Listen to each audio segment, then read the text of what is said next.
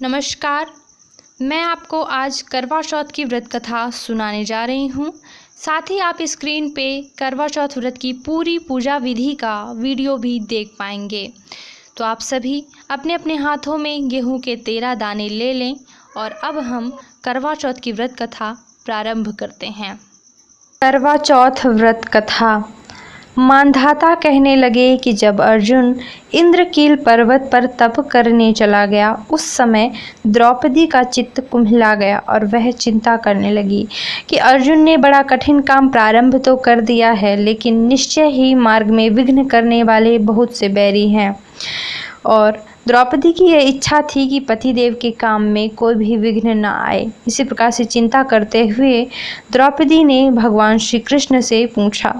द्रौपदी बोली कि हे जगन्नाथ, आप एक अत्यंत गोप्य व्रत को बताएं जिसको करने से सब ओर के विघ्न दूर टल जाएं। तब श्री कृष्ण बोले, हे महाभागे, जैसा आपने मुझसे पूछा है ठीक उसी प्रकार पार्वती जी ने भी महादेव जी से पूछा था। उनके इस प्रश्न को सुनकर महादेव जी ने कहा कि हे वरारोहे, हे महेश्वरी, तुम सुनो। मैं तुम्हें सब प्रकार से विघ्न हारिणी करक चतुर्थी व्रत कहता हूँ। पार्वती जी ने पूछा, हे भगवान, करक चतुर्थी का महात्म और इस व्रत को करने की क्या विधि है? आप कहिए, यह व्रत पहले किसने किया था, इसको भी कहिए। तब महादेव जी बोले, जहाँ बहुत से विद्वान रहते हैं, जिस जगह बहुत सा चांदी, सोना एवं रत्नों की शहरपनाह है, जो सुंदर स्त्री पुरुषों के दर्शन से तीनों भुवनों को वशीभूत कर लेता है, जहाँ निरंतर वेद ध्वनि होती रहती है, ऐसे स्वर्ग से भी रमणीय इंद्रप्रस्थपुर में वेद शर्मा नामक विद्वान ब्राह्मण निवास करता था। उसकी स्त्री का नाम लीलावती था। वो बहुत ही अच्छी थी। उस वेद शर्मा ने लीलावती में 7 परम तेजस्वी पुत्र और एक सर्वलक्षण सुलक्षण वीरावती नामक कन्या उत्पन्न हुई। फिर वह ब्राह्मण अपनी नील कमल सदृश नेत्र वाली, पूर्ण चंद्रमा के समान मुख वाली उस वीरावती कन्या को विवाह योग्य शुभ समय में वेदांग शास्त्रज्ञ उत्तम ब्राह्मण के लिए विधि पूर्वक दान कर दिया। उसी समय वीरावती ने अपनी भाभियों के साथ गौरी व्रत किया। फिर जब कार्तिक वदी चतुर्थी आई, उस समय वीरावती और उसकी भाभी सब मिलकर बड़े प्रेम से संध्या के समय बड़ के वृक्ष को लिखकर उसके मूल में महेश्वर, गणेश एवं कार्तिकेय के साथ गौरी को लिख के गंध, पुष्प और अक्षतों से गौरी मंत्रों को बोलते हुए पूजने लगीं कि हे सर्वाणी, शिवा के लिए नमस्कार है। सौभाग्य और अच्छी संतति उन स्त्रियों को दे जो हर की प्यारी तेरी भक्ति वाली हों।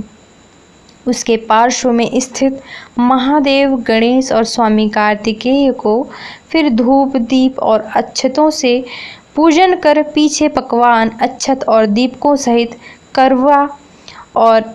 करवे और नैवेद्य एवं सब तरह का भोज चंद्रमा को अर्घ्य देने की प्रतीक्षा में बैठी हुई सब स्त्रियों ने निवेदन कर दिया। लेकिन वीरावती बालिका थी, वह भूख प्यास से पीड़ित थी। इस कारण दीन एवं विकल होकर भूमि पर गिर पड़ी। उस समय उसके बांधव गण रोने लगे। कोई उसको हवा करने लगा, कोई मुख पर पानी छिड़कने लगा। उसका भाई कुछ सोच विचार कर एक बड़े भारी पेड़ पर चढ़ गया और बहन के प्रेम से पीड़ित था, इसलिए हाथ में एक जलती हुई मसाल ले रखी थी। उस जलती हुई मसाल को ही उसने चंद्रदेव बताकर दिखा दिया। उसने उसे चांद समझकर दुख छोड़कर विधि पूर्वक अर्घ्य देकर भाव के साथ भोजन कर लिया। इसी दोष से वीरावती का पति मर गया। धर्म दूषित हुआ। पति को मरा देखकर शिव पूजन किया। फिर उसने 1 साल तक निराहार व्रत किया, पर उसकी भाभियों ने संवत्सर के बीत जाने पर ही वो व्रत किया। पहले कहे हुए विधान से शोभन मुख वाली वीरावती ने भी व्रत किया। उस समय कन्याओं से घिरी हुई सची देवी इसी व्रत को करने के लिए स्वर्गलोक से चली आईं और वीरावती के भाग्य से उसके पास अपने आप ही पहुंच गए। सची देवी ने उस मानुषी को देखकर उससे सब बातें पूछी एवं वीरावती ने भी नम्रतापूर्वक सभी बातें बता दी।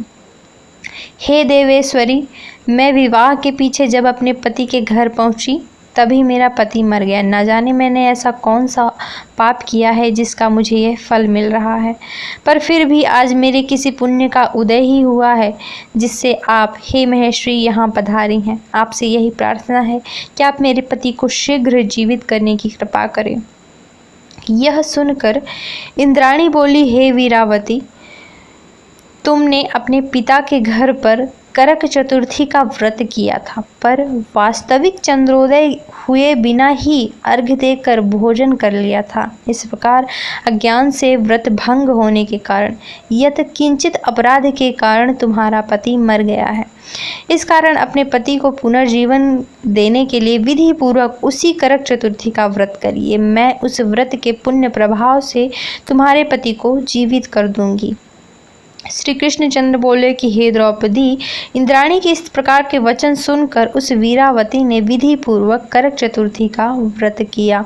उसके व्रत को पूरा हो जाने पर इंद्राणी ने भी अपनी प्रतिज्ञा के अनुसार प्रकट करती हुई एक चुल्लू जल लेकर वीरावती के पति की मरण भूमि पर छिड़ककर उसके पति को जीवित कर दिया। वीरावती का पति देवताओं के समान हो गया। वीरावती अपने घर आकर अपने पति के साथ क्रीड़ा करने लगी। वो धन, धान्य, सुंदर पुत्र और दीर्घायु पा गया।